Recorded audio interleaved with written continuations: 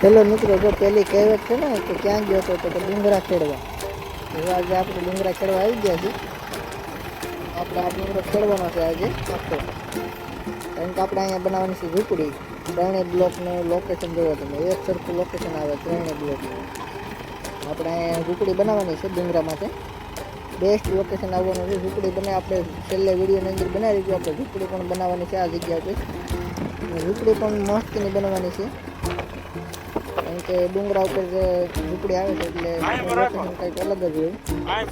જે ડુંગરામાં રહેતા હોય તેને એની માહિતી હોય, કારણ કે ચોમાસામાં ડુંગરા ઉપર ચડવું એની તો કંઈક અલગ જ મજા હશે.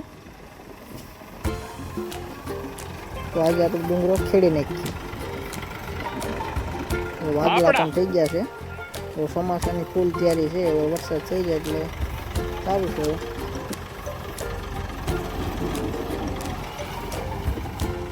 આપણા જ છે.